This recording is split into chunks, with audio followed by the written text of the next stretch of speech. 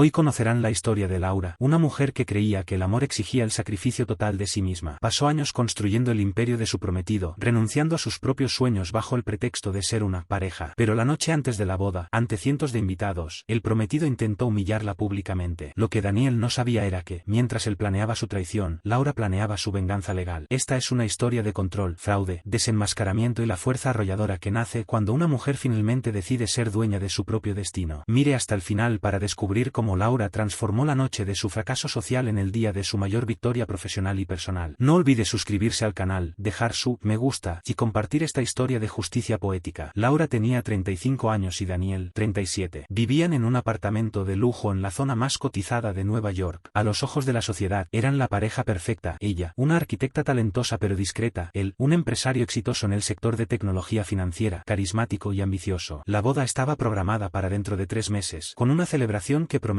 ser el evento social del año. Pero la solidez de esa relación era, en realidad, una estructura construida sobre arena fina, sostenida únicamente por el sacrificio silencioso de Laura. Daniel era un maestro en el arte sutil de la manipulación psicológica. Él no gritaba ni cerraba puertas como la esposa de Ricardo en la historia anterior. Su método era más insidioso, el desdén velado. Laura había pospuesto la apertura de su propio estudio de arquitectura durante 4 años, convencida por Daniel de que era más inteligente invertir su capital intelectual y tiempo apoyando la expansión de Tetfin, su empresa. Somos un equipo, mi amor, le decía, mientras la ponía a gestionar complejas hojas de cálculo de costos de oficinas, tareas muy por debajo de su formación. Cuando ella intentaba expresar una idea para un nuevo proyecto personal, él la miraba por encima de sus gafas de montura fina y respondía con una sonrisa condescendiente: qué tierno, cariño. Siempre con esas ideas de artesana. Déjame los negocios pesados a mí, tú cuida la estética de nuestra vida. Uno de los episodios más destacados de su relación era la gestión financiera. Aunque tenían cuentas conjuntas para los gastos del hogar, Daniel insistía en tener control absoluto sobre las inversiones más grandes. Hace 6 meses, cuando Laura supo de una oportunidad imperdible de inversión en un pequeño fondo inmobiliario en Portugal, algo que ella investigó sola y que prometía un retorno seguro, Daniel reaccionó con frialdad. Él no explotó, simplemente se burló. Estás leyendo demasiados sitios extranjeros, Laura. Eso es un riesgo innecesario. Déjame a mí cuidar de nuestro capital. Sabes que mi olfato es mejor. Usó el dinero destinado a la reforma del vestíbulo, proyecto de Laura, para hacer una adquisición arriesgada para Tetfin, que más tarde clasificaría como un triunfo estratégico, ignorando su plan original. A pesar de ese control opresivo, Laura se aferraba a la idea de que los grandes hombres tienen grandes egos y que la estabilidad que Daniel proporcionaba valía el precio. Se aferraba a los viajes de lujo, a las cenas sofisticadas donde ella era la anfitriona impecable, y a los raros momentos en que él demostraba un afecto genuino, que servían como combustible para soportar los meses de frialdad. Sin embargo, el desgaste estaba cobrando un alto precio. El aura de estabilidad que proyectaba se estaba desmoronando por dentro. Se había convertido en una sombra, una ejecutora de lujo de la vida de Daniel. En los últimos 2 meses, la tensión había aumentado. Daniel comenzó a tener reuniones nocturnas frecuentes en la oficina, y su teléfono siempre estaba boca abajo. Laura, que antes no se atrevía a husmear, comenzó a sentir un escalofrío. Una intuición silenciosa, la voz que había silenciado por años, comenzó a susurrarle que algo andaba muy mal. La clave de la verdad no vino de una pelea, sino de su competencia profesional. Tetfin estaba pasando por una auditoría interna para una ronda de inversión Serie B. Como Laura había ayudado a estructurar el diseño financiero de la oficina y tenía acceso a sistemas secundarios para proyectar presupuestos de expansión, notó una serie de transferencias recurrentes e inusuales a una cuenta PJ que no correspondía a ningún proveedor conocido. Con la paciencia que Daniel le había enseñado a tener en situaciones de presión, Laura, usando software forense básico que tenía en casa para monitorear proyectos, rastreó al destinatario, una consultoría de marketing digital recién abierta, registrada a nombre de Patricia Campos, la recientemente ascendida y enigmática socia junior de Daniel. La traición física era dolorosa, pero la traición financiera, el desvío del dinero que era de ellos, que era de ella, le quitó la capacidad de simplemente llorar. Ese desvío no era solo un desliz, era la prueba de que Daniel la veía como una fuente de recursos a ser explotada hasta el final, y no como una socia. Él no solo la traicionaba, la estaba robando mientras la mantenía ocupada arreglando las flores de la mesa. La decisión se tomó en ese instante. Si su vida estaba siendo desmantelada en secreto, la exposición de Daniel sería un acto público y total. La fiesta de los 10 años de relación y 2 años de compromiso fue planeada para ser el apogeo de la falsa prosperidad de la pareja. Daniel insistió en que fuera un evento grandioso, un espectáculo de éxito. Laura estuvo de acuerdo con todo, pero con una diferencia crucial: ella reescribió el guión. Mantuvo el lujoso salón en Manhattan. Invitó a cientos de personas: los padres de Daniel, que eran tradicionalistas y severos con la imagen pública; los padres de Laura, que la amaban incondicionalmente; socios de Daniel, amigos que habían sido testigos de las bromas de él sobre la ingenuidad de ella; y, por supuesto, Patricia Campos, invitada formalmente como socia comercial importante dulce y la nuevamente creativa detrás del reciente éxito de Daniel, una ironía que Laura saboreó en secreto. Laura estaba deslumbrante en un vestido blanco, el mismo que usaría en la boda, pero con un corte más moderno, casi desafiante. Sonreía, bebía champán y sostenía la mano de Daniel con firmeza. El ambiente era de euforia controlada. Daniel, en la cima de su ego, se sentía victorioso. Creía que Laura finalmente estaba aceptando su papel secundario de manera completa. Tras la cena de gala, mientras los músicos se preparaban para tocar el vals ensayado para la pareja del año, Laura pidió la palabra, con un brillo en los ojos que Daniel, en su arrogancia, interpretó como felicidad nupcial. Laura sostuvo la copa de champán, sintiendo el hielo de la bebida contrastar con el fuego de su determinación. Caminó con pasos firmes hasta el centro del escenario, donde una pantalla LED gigantesca mostraba una presentación de diapositivas con fotos de la pareja. Daniel la siguió, confundido por la anticipación en su mirada, pero todavía sonriendo a los invitados, pensando que ella daría un emotivo discurso de agradecimiento. Tomó el micrófono de ella, listo para tomar el control, como siempre hacía. Daniel, con voz alta y embriagada por su propia importancia: mi querida Laura, gracias por esta noche espectacular. Es la prueba de que estamos en el camino correcto hacia. Laura, con una agilidad inesperada, le arrebató el micrófono. Su sonrisa era gélida, un contraste absoluto con la imagen de novia radiante. Laura, perdón, Daniel. Necesito tomar el control a partir de aquí. Esta noche no se trata de nosotros. Se trata de la verdad que te esforzaste tanto por enterrar. La sonrisa de Daniel se congeló. Los invitados guardaron silencio, sintiendo el cambio abrupto en el tono. Laura, muchos de ustedes vinieron a celebrar 10 años de asociación y el futuro matrimonio entre Techfin y el sueño de Laura. Pero Daniel, olvidaste que yo, Laura, no soy solo la decoración de tu vida. Soy arquitecta. Analizo estructuras. Y tu estructura, Daniel, es podrida. Presionó un botón en su tablet, que estaba discretamente colocada en el pedestal del micrófono. La presentación de fotos románticas desapareció, reemplazada por un complejo gráfico en colores vibrantes en el panel LED. Laura, para aquellos que no entienden de balances, este gráfico ilustra la cuenta de gastos operativos no esenciales de Techfin en los últimos 10 meses. Parece inofensivo, ¿verdad? Pero miren la columna en rojo. Esos son los pagos mensuales a la consultoría Patricia Campos.